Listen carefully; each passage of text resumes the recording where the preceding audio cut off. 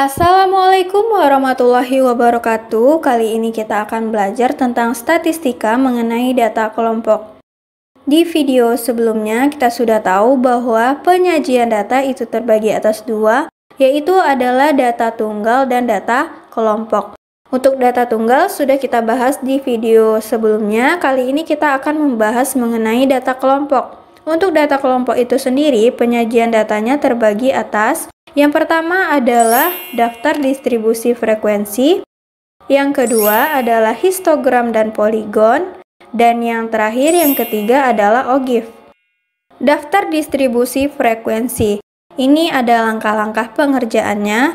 Yang pertama adalah menentukan besarnya jangkauan data atau J atau rank, atau simbolnya sebagai R, di mana rumusnya adalah J sama dengan X max dikurang X min. Kemudian, langkah yang kedua adalah menentukan banyaknya kelas atau K, adapun rumusnya yaitu K sama dengan 1 ditambah 3,3 log N. Dan langkah yang terakhir adalah menentukan panjang kelas atau lebar kelas, yang mana rumusnya adalah P sama dengan J per K. Adapun contohnya yaitu, di sini kita disuruh menentukan daftar distribusi frekuensi, di mana ada sebuah data umur dari 40 orang. Jadi ini adalah umur-umur dari 40 orang. Oke, kita jawab. Sebelum kita ke langkah-langkah pengerjaan daftar distribusi frekuensi yang tadi, terlebih dahulu kita harus menentukan ukuran data.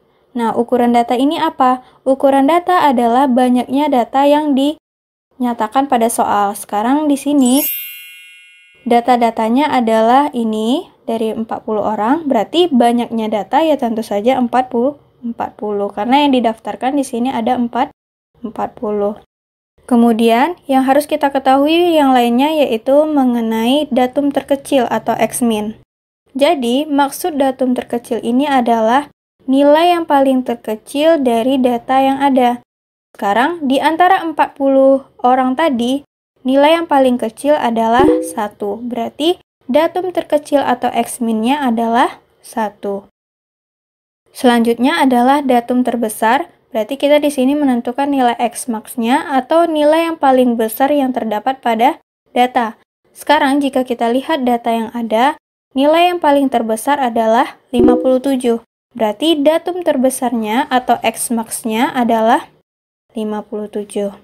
Setelah kita mengetahui X max dan X min, barulah bisa kita menentukan namanya jangkauan. Karena jangkauan itu adalah X max dikurang X min atau nilai terbesar dikurang dengan nilai yang terkecil.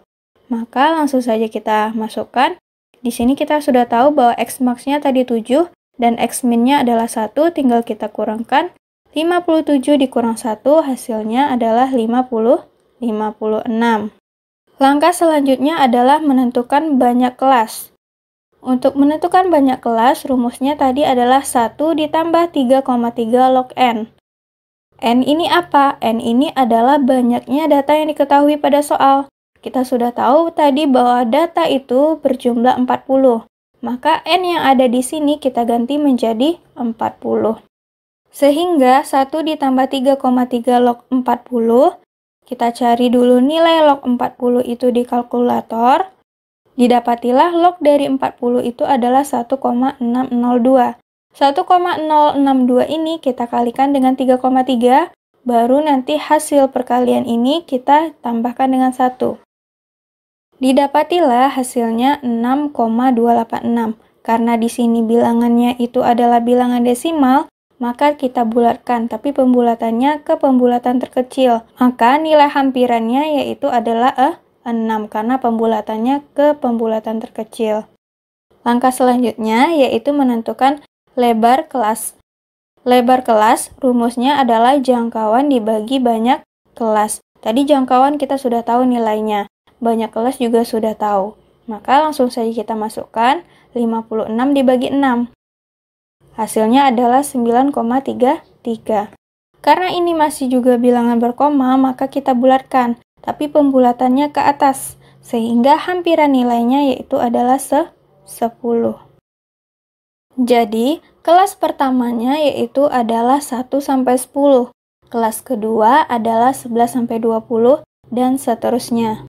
Karena lebar kelas di sini yang kita dapati itu adalah 10, berarti rentang angka yang kita buat itu adalah sebanyak 10. Dan kebetulan nilai yang paling kecil di data itu adalah 1. Dan rentangnya 10, tentu saja kelas untuk yang pertamanya itu 1-10. Nah, yang selanjutnya itu bagaimana? Kelanjutan dari 10, tentu saja 11. Karena rentangnya sampai 10, maka menjadi 11-20. Dan begitu seterusnya cara kita menentukan kelasnya. Langsung saja kita ke daftar distribusi frekuensinya, kita buat tabel. Di dalam tabel itu kita akan menentukan nilai, titik tengah, frekuensi, dan turus. Nilai adalah rentang dari kelas, titik tengah adalah nilai tengah dari nilai, frekuensi adalah banyaknya data pada nilai, dan turus ini merupakan frekuensinya nanti, tapi dalam bentuk turus.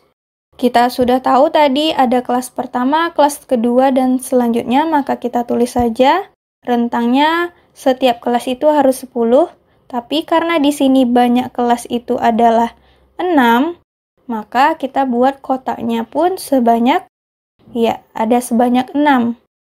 Ini ya, dari 1-10, 11-20, sampai ke 60, ini totalnya ada 6 kelas. Coba perhatikan di sini, dikatakan bahwa lebar kelasnya itu ada 10, maka kita jabarkan, misalkan di sini dari 1 hingga 10, kemudian 11-20. Dari rentang lebar kelas ini, kita bisa menentukan titik tengahnya nanti.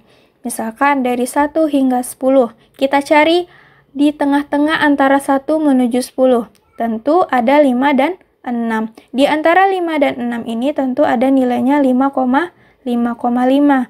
Maka titik tengah dari 1 ke 10 ini adalah 5,5. Selanjutnya rentang dari 11 ke 20. Di antara 11 ke 20 itu tengah-tengahnya antara 15 dan 16. Berarti tengah-tengah nilai dari 15 ke 16 ini adalah 15,5. Berarti di antara 11 menuju 20, nilai tengahnya yaitu 15,5. Begitu juga untuk seterusnya. Kita cari titik tengahnya.